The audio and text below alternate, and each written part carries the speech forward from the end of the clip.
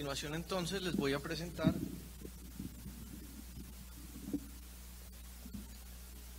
algunos aspectos relevantes en lo que tiene que ver con la vacunación de los trabajadores de la salud, que es muy similar a lo que ustedes pueden ver sobre la vacunación del paciente adulto, pero con algunas particularidades especiales.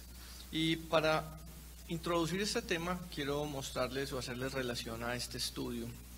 Este es un estudio ya clásico en la literatura actual, en donde Lázaro Vélez lo que quiso determinar fue cuando un paciente llega a urgencias con una neumonía adquirida en comunidad, cuál es el patógeno que está causando dicha enfermedad. Se realizan varios estudios microbiológicos, serológicos, moleculares para determinar cuál es el agente etiológico de esto, pero en lo que quiero hacer énfasis es en lo que está señalado allí, y es que 2 de las 3 primeras causas de neumonía adquirida en la comunidad en nuestro medio son inmunoprevenibles. Tenemos vacuna contra neumococo y tenemos vacuna contra influenza. Pero desafortunadamente por las bajas tasas de vacunación en la población adulta, incluyéndonos a nosotros, los trabajadores de la salud, es que vemos que todavía siguen siendo una causa importante de mortalidad en nuestra comunidad. Cuando miramos las cifras del grupo Germen, que ya ha sido ampliamente mencionado a lo largo de esta reunión, vemos que en neumococo tenemos un porcentaje importante de resistencia a las penicilinas. Y esto es muy delicado, puesto que son nuestra primera línea de defensa frente a los casos de neumonías adquiridas en la comunidad. No es extraño ver que cuando un paciente llega con esta patología a urgencias o por consulta, se le receta un betalactámico, a veces asociado o no a una claritromicina o una doxiciclina. Entonces, cuando ya tenemos en cuenta que nuestras cifras locales hablan de un 50% de resistencia a neumococo adquirido en comunidad, es de pensar y de reflexionar un poco acerca de qué está pasando con este tipo de gérmenes en una enfermedad que se podría prevenir si ampliáramos el esquema de vacunación en la población adulta, que nos incluye obviamente también a nosotros. El CDC desde el año 2012 viene promulgando una serie de medidas para disminuir las infecciones nosocomiales o las infecciones asociadas al cuidado en salud. Y cuando ustedes miran esta gráfica, que es la gráfica escalonada que ellos proponen para enfrentar y prevenir este tipo de infecciones, en el primer escalón está la vacunación. La vacunación de los pacientes cuando van a ser dados de alta para que precisamente no vayan a recaer o vayan a ser nuevamente hospitalizados con alguna patología infecciosa que sea inmunoprevenible, como las 2 que les acabo de mencionar, sino también para que nosotros como trabajadores de la salud estemos protegidos frente a todo este tipo de patógenos que eventualmente un paciente puede venir y hospitalizarse con ellos. ¿Y cómo es este riesgo? Estas gráficas nos demuestran cosas de la cotidianidad de nuestro quehacer médico. Cuando el paciente llega y nos saluda, las manos de nosotros puede que estén limpias, pero no necesariamente las del paciente que acaba de estornudar y se protegió el estornudo con la mano con la cual nos acaba de saludar. Los utensilios con los que realizamos nuestro trabajo, un tensiómetro, un estetoscopio,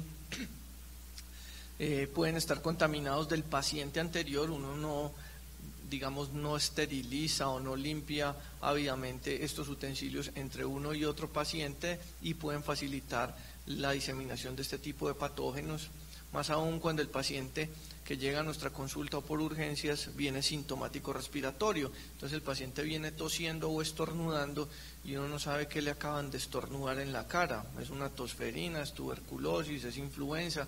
¿Qué te acaban de estornudar el paciente? ¿Y a qué acabas de estar expuesto? Porque cuando usted lo llama a la sala de espera, a Pepito Pérez, y él viene, usted no sabe si viene con una osteomielitis en un dedo, si viene con una tuberculosis pulmonar cavitada con 3 cruces de bacilos, y obviamente el paciente tampoco lo sabe y él viene con esa sintomatología que usted le resuelva el problema.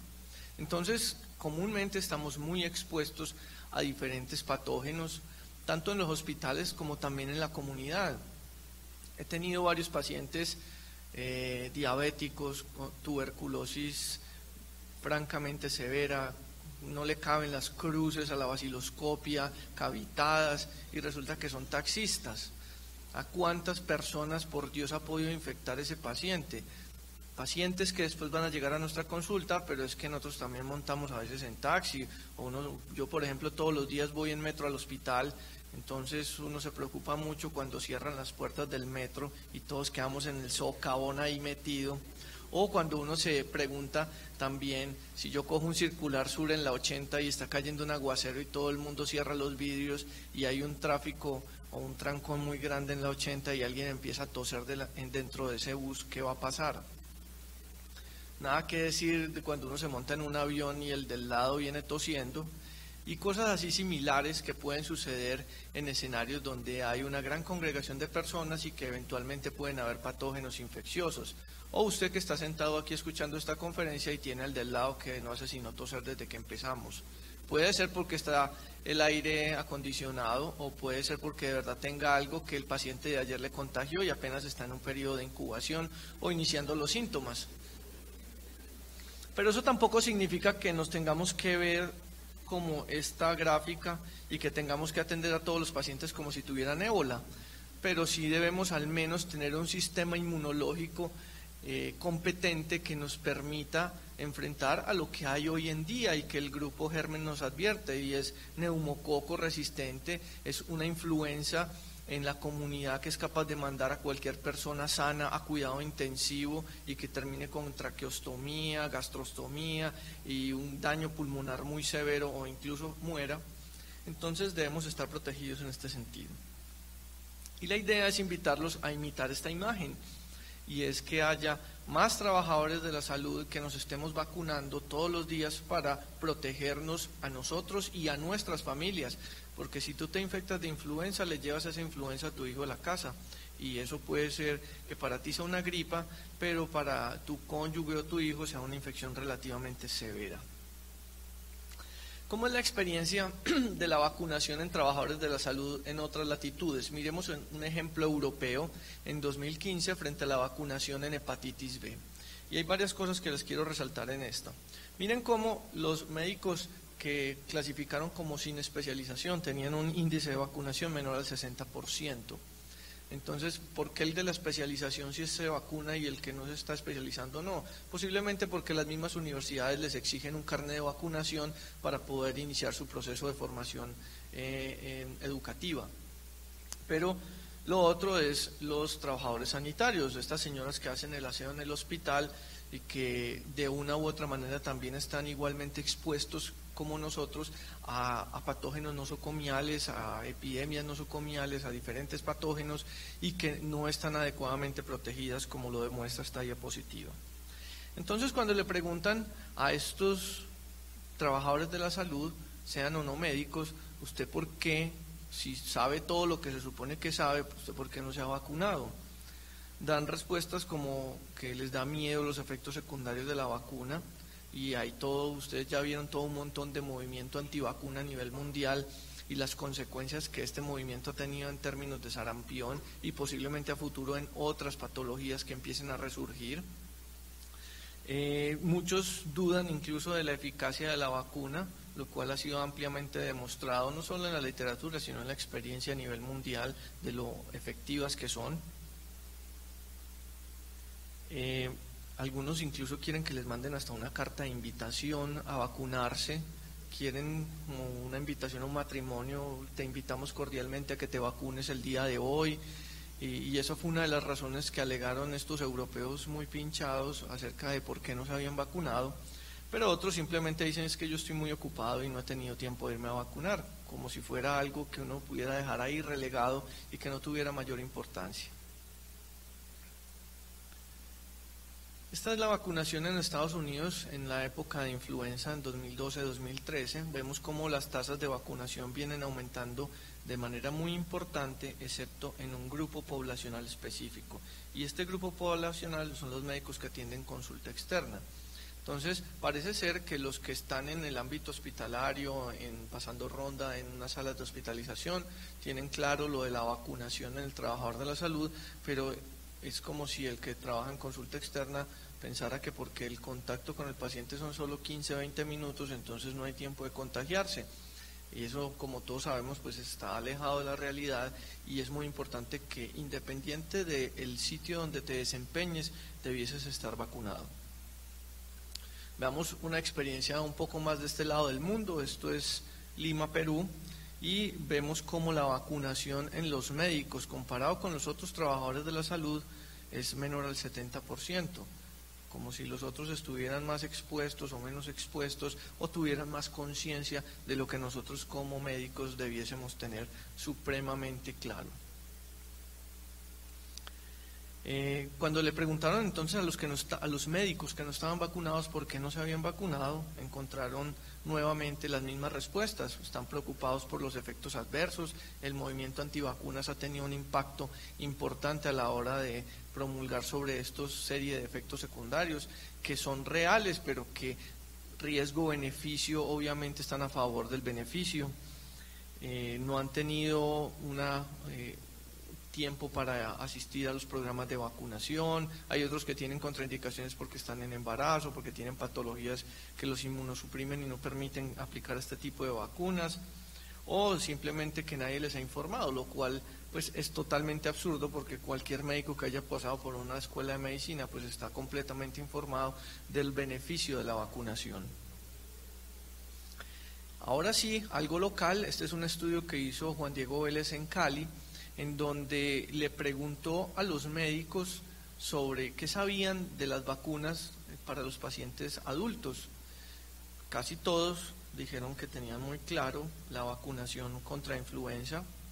La mitad dijo que tenía claro lo de la vacunación contra neumococo, y un poquito habló sobre zóster. Eso, digamos que yo lo entiendo. Lo que yo no entiendo es esto. Ni el 1% se acordó del tétanos, como si eso fuera una cosa rara por allá traída de África o de otro continente, como si eso no pasara aquí. Hace 6 meses se me murió un señor en la clínica. Era un señor diabético de 65 años. Él tenía una neuropatía muy severa en las piernas y no sintió cuando se enterró un clavo oxidado en la planta del pie. Se dio cuenta días después, cuando el olor fue lo que le llamó la atención, y se dio cuenta que tenía algo enterrado en el pie. Se los retiró y era un clavo como este tamaño, y unos días después el señor llegó con un tétanos florido y finalmente falleció, a pesar de que se le aplicaron todas las medidas en cuidado intensivo, antitoxina, etcétera.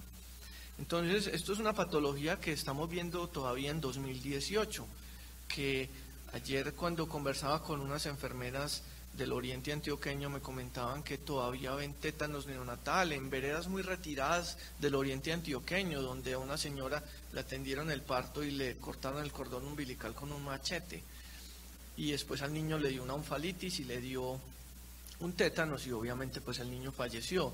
Pero entonces, si estamos cortando el cordón umbilical con un machete, se imagina cómo será entonces el esquema de vacunación y el control prenatal de esa madre. Y eso es allí en el oriente antioqueño. Imagínense cómo será en otros sitios de la geografía colombiana que tienen dificultades para acceder a vacunación.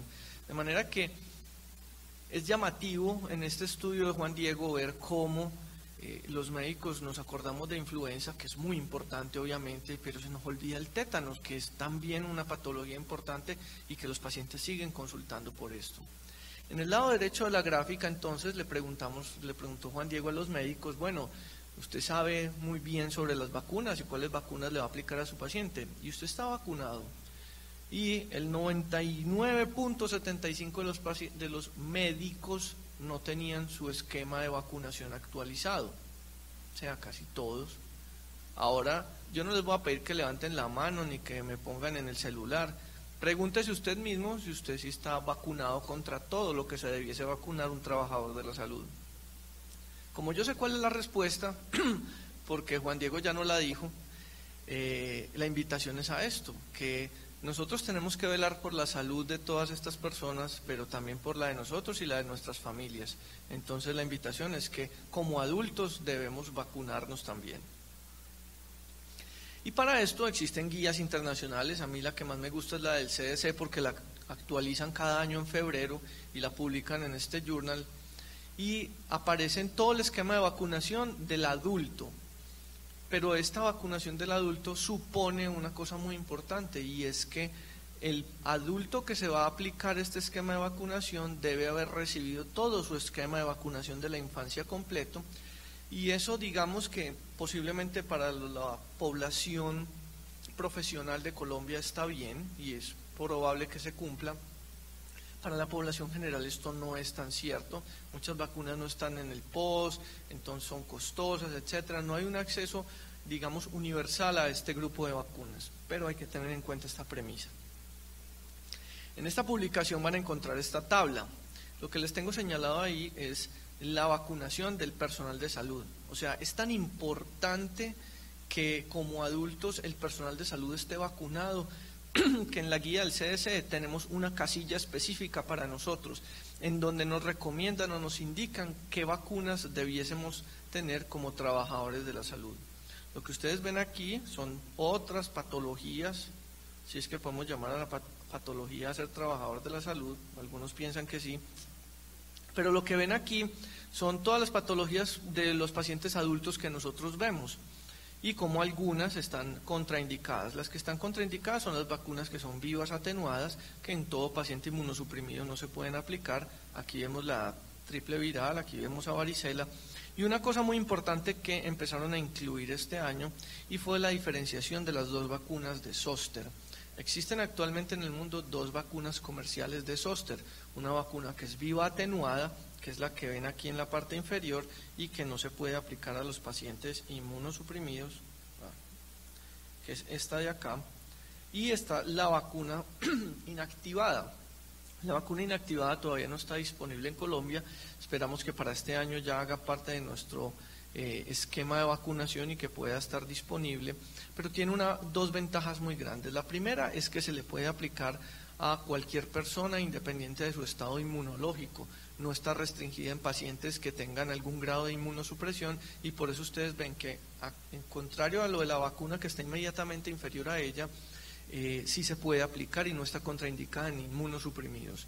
Y lo otro es que tiene una efectividad superior a la vacuna viva atenuada, lo cual es lo que uno espera en una vacuna tan importante como la vacuna de zóster, porque si bien esta es una vacuna que es promulgada o distribuida con la idea de evitar la neuralgia posherpética. Todos los que hemos visto un paciente con culebrilla o con zóster sabemos que tratar eso es relativamente sencillo, eso con 10 días de aciclovir sale y no pasa nada, a menos que el paciente quede con una neuralgia posherpética, y ahí sí se va a quedar acordando de usted por muchos años, porque eso es de muy difícil manejo, requiere muchos analgésicos, cirugías, etcétera. Entonces, esta vacuna es una vacuna dirigida como una vacuna contra la neuralgia posherpética, porque es la consecuencia indeseable más frecuente relacionada con la culebrilla o el zóster. Otra cosa importante que van a ver ustedes en esta gráfica es cómo hay una diferenciación clara en la vacuna de PBH femenino y masculino, y que está recomendada para el personal de salud, al igual que las otras que ya les mencioné. Las otras son lógicas, pero digamos que la vacuna de PBH lo que busca es impactar a nivel poblacional la transmisión de este virus. Inicialmente se empezó con las mujeres porque son las que llevan la peor parte de esta enfermedad, como en muchas otras, y lo que busca es evitar cáncer de cervix. Y cuando se empezó a promulgar esta vacuna, la idea era esta. Pero resulta que si la mujer llega a tener cáncer de cervix es porque hubo algún hombre que se lo transmitió, el PBH me refiero. Entonces hay que cortar esa cadena de transmisión. Si evitamos que nuestros muchachos tengan PBH, no va a haber quien infecte a nuestras muchachas, porque el cáncer de pene relacionado con PBH es una cosa extremadamente rara, catastrófica, pero rara. Y si cortamos esa cadena de transmisión, pues no va a haber quien le transmita el virus a las mujeres, pero además porque cada día es más frecuente ver hombres que tienen sexo con hombres y que desarrollan cáncer de recto y cáncer de ano relacionado con PBH. La misma cosa que el cáncer de cervix de las mujeres, pero póngalo en el ano, y con las mismas consecuencias: radioterapia, quimioterapia, colostomía y pérdida en la calidad de vida. Entonces, esta vacuna en el personal de salud busca no impactar específicamente a población en riesgo, porque nos consideren población en riesgo, sino porque todos somos población de riesgo en términos de PVH y debe ser una vacuna que se aplique de manera poblacional y vamos a hablar un poco más de eso más adelante. Neumococo, aquí vemos la diferenciación de las dos vacunas de neumococo, aquí está la vacuna conjugada y la vacuna de polisacárido.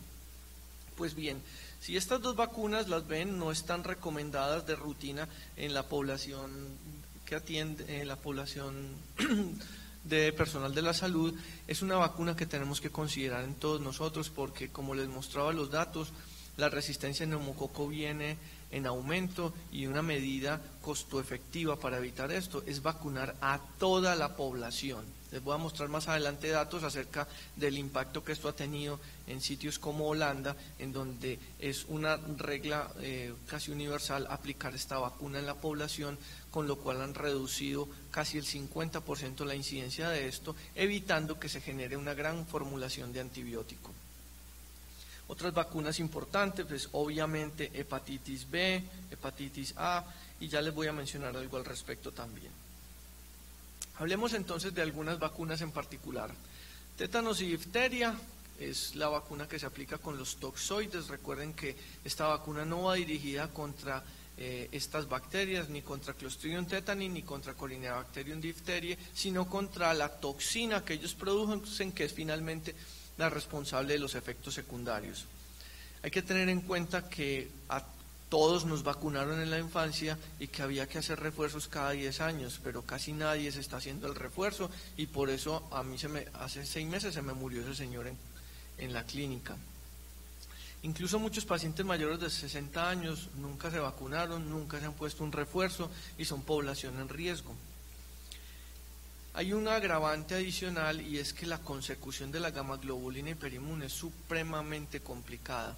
Cuando alguna vez en mi entrenamiento estuve trabajando en policlínica, había un accidente de riesgo tetánico y no había ningún problema en aplicar tetanol y antitoxina, sitios diferentes, y eso era, digamos, una práctica rutinaria.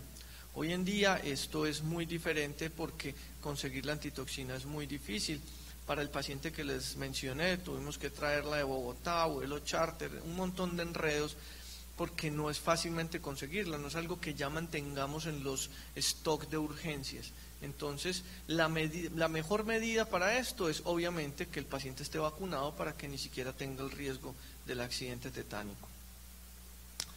Influenza era una enfermedad olvidada, menospreciada, pero que en el siglo pasado, bueno, antepasado ya, acabó con el 25% de la población de Europa. La gripe española mató mucha gente en Europa, pero como no había Google ni Internet, pues de este lado del mundo no nos dimos mucha cuenta y parte sin novedad. Cuando apareció la epidemia de H1N1 en 2009 nos dimos cuenta que esto era en serio. Y como sucede con muchas patologías en el mundo, mientras la enfermedad no ataque gringos, esto no es un problema. Ébola mató africanos desde los años de 1940, tiene una tasa de letalidad muy alta y muy rápida y acababa con una aldea africana en cuestión de días o semanas y no pasaba nada. Pero cuando empezaron a llegar los misioneros europeos, estadounidenses y se empezaron a infectar y empezaron a hacer viajes y existía la posibilidad de una epidemia, ahí sí fue un problema. Mientras mataba a africanos no era problema, mate europeos y estadounidenses y ahí sí hay un problema y en cuestión rápida se desarrolló una vacuna en 2010 para un problema que venía desde 1940, pero depende de quién afecte.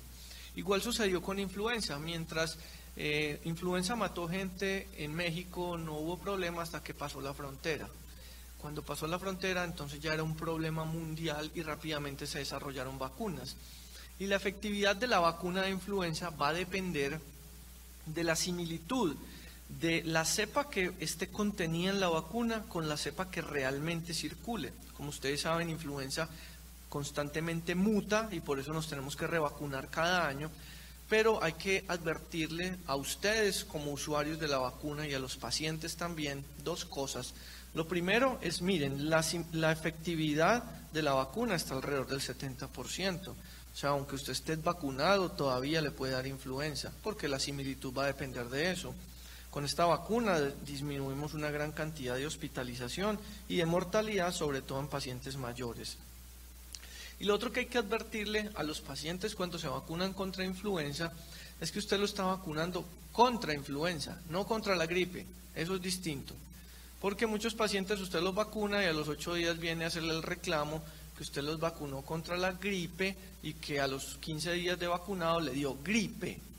Pero es que usted no lo vacunó contra la gripe, usted lo vacunó contra influenza, contra la peor de las gripes, el abrazo del pato, la mirada china, la fiebre quebrantahuesos. Eso tiene un montón de nombres y usted tiene que advertírselo al paciente para que él no se sienta estafado o engañado cuando se vacuna contra esto. Existió en esa época cuando se lanzó la vacuna de influenza mucho temor acerca de lo mismo que pasa con PBH, es que me va a dar Guillain-Barré, me va a dar una polineuropatía, me voy a morir si me vacuno. Entonces el CDC hizo este estudio que les presento aquí el año inmediatamente posterior, en 2010, en donde lo que hicieron fue comparar los efectos adversos entre la vacuna de H1N1 y la vacuna normalita de H3N2 que venían aplicando durante muchos años. Y vean cómo los efectos adversos fueron similares y la mortalidad fue similar. Es decir, todo tiene efectos secundarios en medicina. Si usted pega a un paciente en un ventilador y le pone oxígeno al 100%, le hace barotrauma y le daña los pulmones, y eso es oxígeno. Imagínense qué puede pasar con medicamentos, por eso utilizamos dosis, tiempos de tratamiento, etcétera, vigilamos efectos secundarios, y las vacunas son también medicamentos, y por eso hay que vigilar sus efectos secundarios y advertir los que pueden pasar, pero riesgo-beneficio es que debemos considerar esto. Pero resulta que el riesgo de la no vacunación en el trabajador de la salud no es solamente porque los pacientes nos infectan a nosotros, sino que, como dice este artículo, nosotros podemos infectar a los pacientes.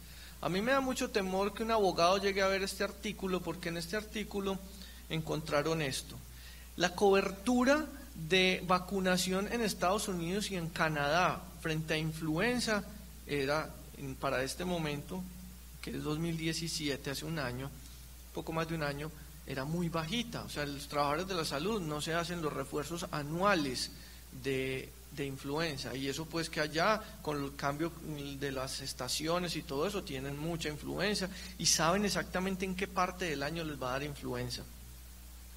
Pero miren esto: ¿cuántos pacientes se enfermaban a partir del contagio de sus médicos hacia ellos?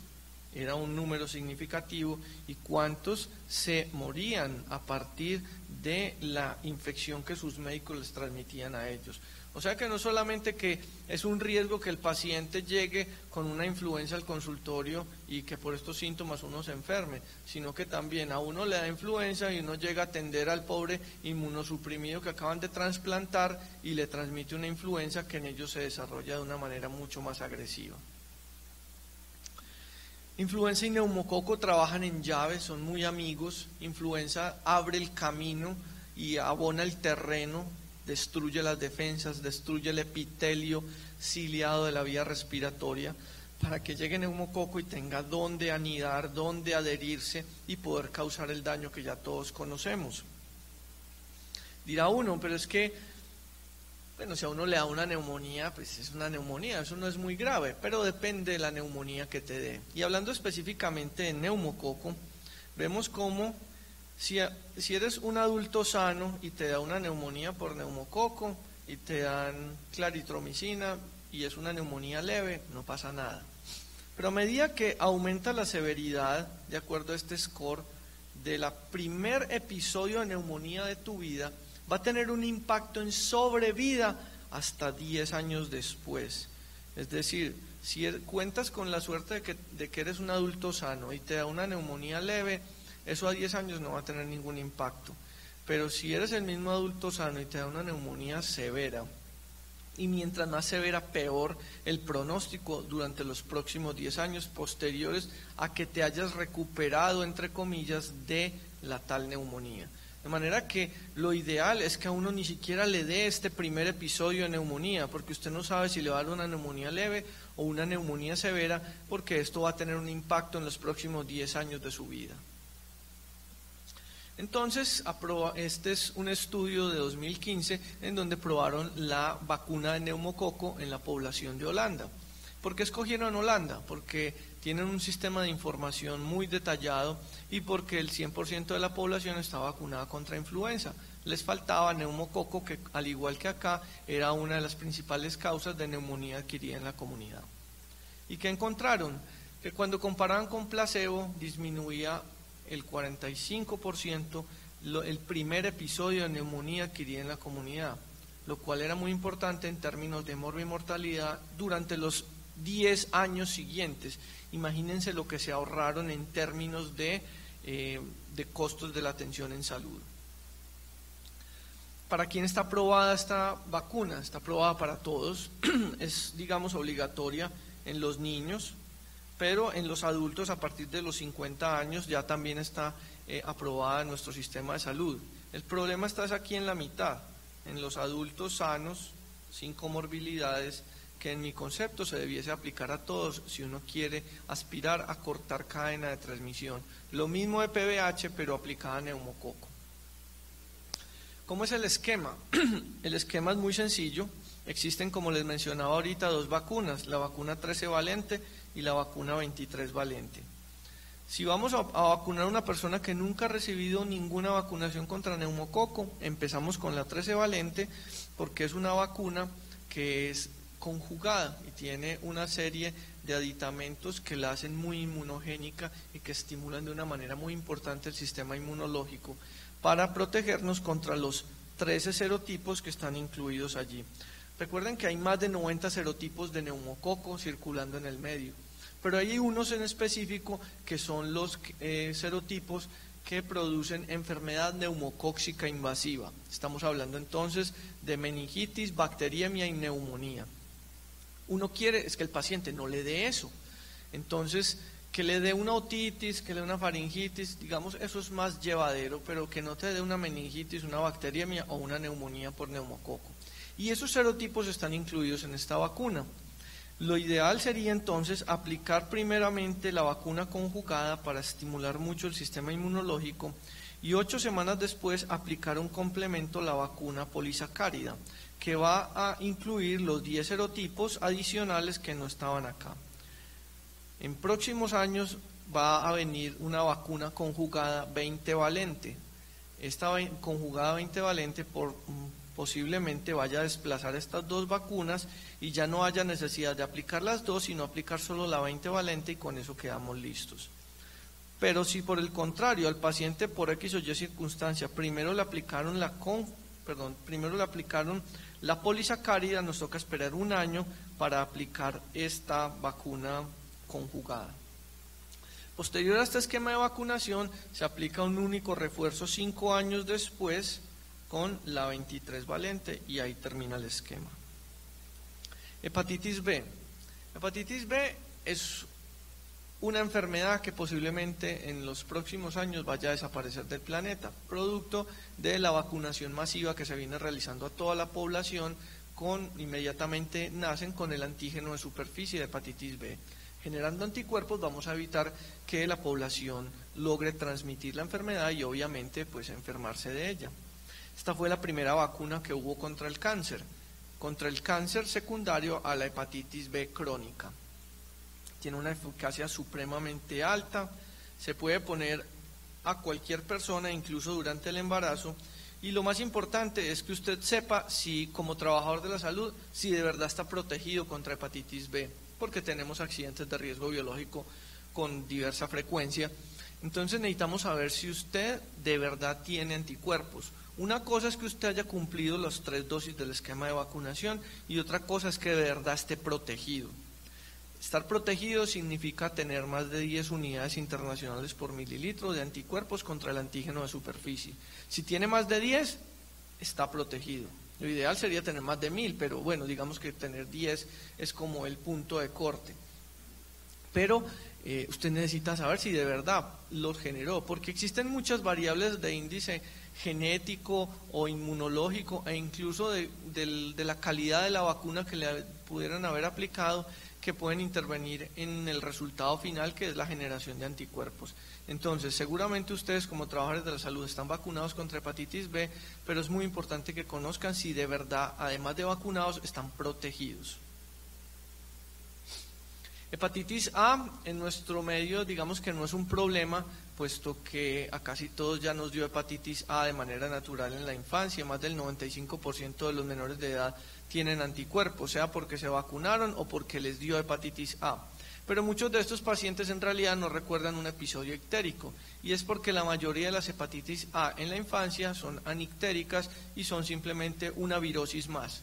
Y estas virosis generan anticuerpos que duran de por vida. Pero existen poblaciones particulares de riesgo, como los hombres que tienen sexo con hombres, o personas que practican sexo anal, drogas intravenosas, o aquellos viajeros internacionales que vienen a zonas endémicas como nosotros, que debiesen estar protegidos. Varicela es una vacuna viva atenuada y por lo tanto no se puede aplicar a pacientes inmunosuprimidos.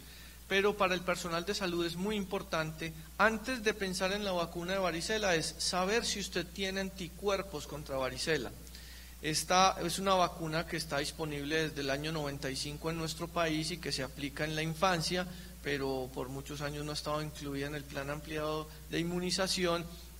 Tiene un costo y por lo tanto no es de fácil acceso para todas las personas, y a muchas personas nos dio varicela cuando estábamos pequeños y producto de esta generamos anticuerpos, pero no todas las personas desarrollan el brote generalizado clásico de la varicela y pueden que hayan tenido una varicela más leve que genere inmunidad. Por eso, antes de pensar en su vacunación contra varicela, verifique su estado inmunológico frente a esta.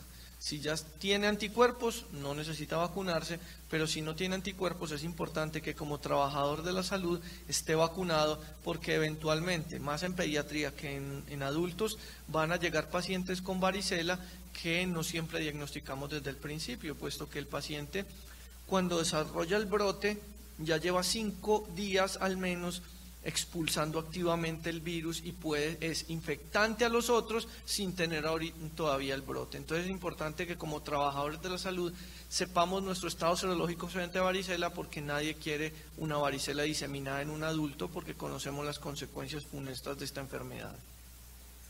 La vacuna de zóster es lo mismo, pues es varicela zoster virus en general, pero la dosis que se aplica es el doble. Como les mencionaba, ya la vacuna viva atenuada va de salida y prontamente va a llegar la vacuna inactivada que va a ser una solución bien importante en pacientes inmunosuprimidos y en pacientes que reciben algún tipo de medicamento que altere su sistema inmunológico.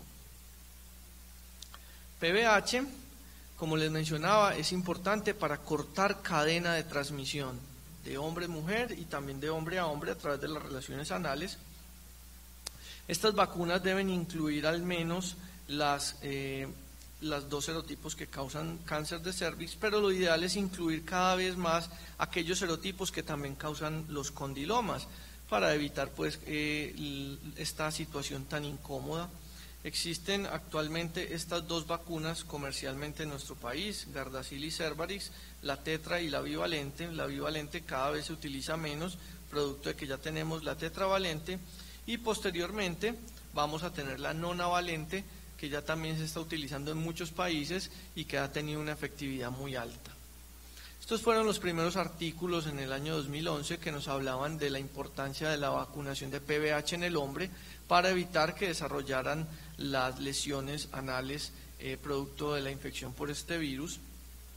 Y posteriormente también aparecieron estos otros artículos en donde nos empezaban a hablar de la neoplasia anal intraepitelial, similar a lo que es el NIC en las mujeres, y cómo con la vacuna se lograba prevenir esta patología. Con esto, en otros países lograron efectividades del 12% a 1,5 años, que aumentaban al 30% en 2,5 años y que alcanzaban casi un 50% de reducción al final del estudio. Entonces eran bien importante lo que se alcanzaba en términos de protección y de cortar cadena de transmisión con este grupo de vacunas. En sitios como Australia se logró un impacto bien importante en lo que fue la incidencia de las verrugas genitales. Y como les mencionaba, ya viene la vacuna no navalente, que incluye aún más serotipos. Obviamente están incluidos los que causan el cáncer de cervix y de ano, pero también otros que causan las verrugas genitales. Y con esto, comparando la cuadrivalente con la no navalente, se logra una disminución aún más significativa del desarrollo de lesiones intraepiteliales agresivas. Pero, como todo en medicina, esto no está exento de efectos secundarios, y esto es un reporte de lo que sucede con la vacuna cuadrivalente en términos de seguridad. Y veamos que aquí efectivamente aparece Guillain-Barré, que es como la gran preocupación de las personas alrededor de esta vacuna, y cómo de verdad hay pacientes que les puede dar un Guillain-Barré, pero lo que se logra en términos poblacionales y de salud pública con esta vacuna es enorme, pero van a haber casos puntuales en donde haya verdaderos efectos secundarios. En tal sentido, y por todo lo que sucedió en el Carmen de Bolívar, pues el Ministerio de Salud de nuestro país emitió este comunicado donde se desestima toda relación entre un efecto secundario similar a los que les acabo de mencionar con la aplicación de la vacuna en un área geográfica específica como sucedió en la costa atlántica. Para finalizar, entonces, algunos mensajes para llevar. Como trabajadores de la salud todos estamos en riesgo, como adultos todos estamos en riesgo. Existen muchos patógenos allá afuera con diferentes mecanismos de transmisión que es importante que tengamos en cuenta y que practiquemos unas prácticas de inmunización del adulto, no solo para nuestros pacientes, sino para nosotros mismos como personal de la salud en riesgo. Es tan importante vacunar a un adulto como vacunar al niño. Todo el mundo tiene claro la campaña de la vaquita con los 5 momentos para vacunar al niño, pero no se acuerdan que hay que vacunar a ese anciano que es el que cuida al niño cuando los papás están trabajando. Entonces, ese anciano que es nuestro paciente, pero que a la vez también puede ser nuestro abuelo, nuestro padre o incluso nosotros mismos, hay que tenerlo vacunado y protegido. La propuesta es vacúnelo contra todo lo que ven aquí mencionado: neumococo, influenza, PVH, tétanos, varicela, una serie de vacunas que recomiendan en Estados Unidos y que debiesen también ser aplicadas entre nosotros para la vacunación del adulto.